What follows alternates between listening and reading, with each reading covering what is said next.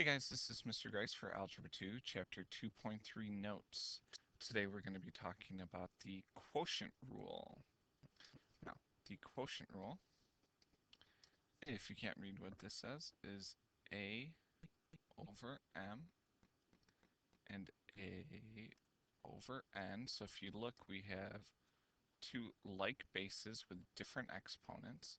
And what we're going to do is you are going to subtract the exponents. Okay? So, in short, you want to find out, are there more on the top or bottom?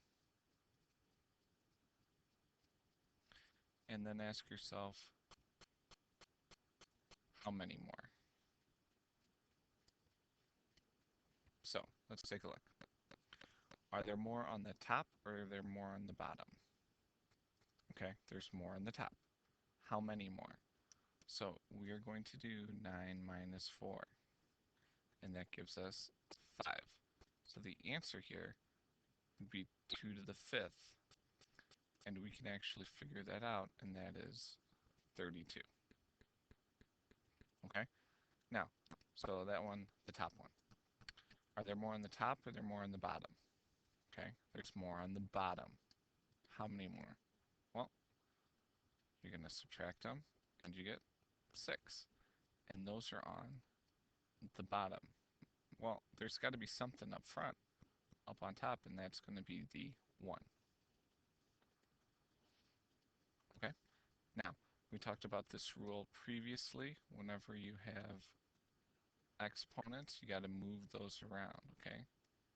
If your exponent's negative, drop it like it's hot. If it's already on the bottom, bring it to the top. So now, are there more on the top or more on the bottom? There's more on the top. How many more?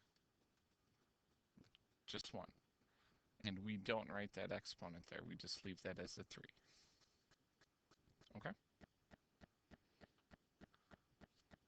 Now, for number 4.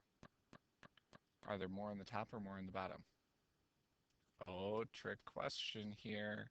Okay, these are different bases. Okay, and with different bases, that rule doesn't apply.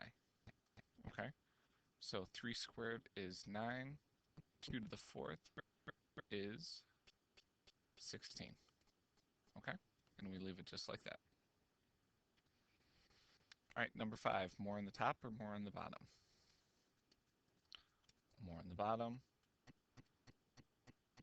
5 squared, and we can reduce that or simplify it to 25. All right, why don't you try number 6 real quick? See what you get.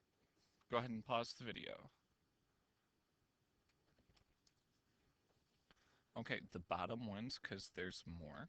How many more? There's 2. So we're left with 1 over x plus y squared. All right, number 7. More on the top or more on the bottom? More on the top. How many more? 4. And that gives us 16.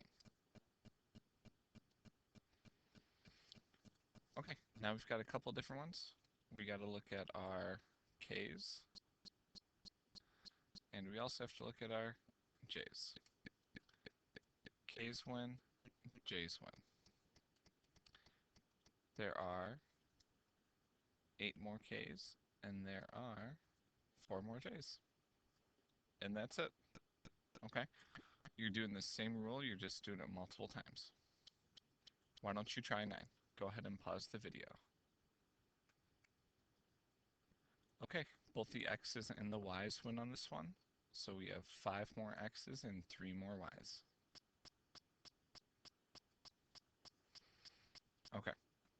Now, what we're going to do here is when you start seeing the negative exponents, I want you to move your negative exponents first, and then we'll start working on the quotient rule. Okay? So, exponent's negative, drop it like it's hot. If it's already on the bottom, bring it to the top. So we'll have negative 12 a cubed b to the 10th over 9 a to the 5th b squared. Okay, now we can reduce that fraction. 12 over 9, that's the same thing as saying 4 over 3. And don't forget that negative sign. Alright, look at the a's. Who wins? Top or bottom? The bottom wins by 2. Look at the b's. Top wins. Top wins by 8. Alright, I want you guys to try number 11 and number 12. Go ahead and pause the video. Okay, how'd you guys do? Now on the number 11, after we moved the exponents around, you're left with 4 to the first, r to the fourth. There are more r's, so it's r to the third power. When we look at our 4's, 4 squared equals 16. And then you combine your s's, so you get 3 plus 10, which gives you 13. Number 12, move the ends around. 30 and 42, I divided both of those by 6 to get 5 over 7, and then there are more m's and more n's on the bottom. Okay? Well, that's it for the quotient rule. Remember, if you guys have any questions, please come find Ms. Carranza or myself. We would love to help you out. Thanks for watching.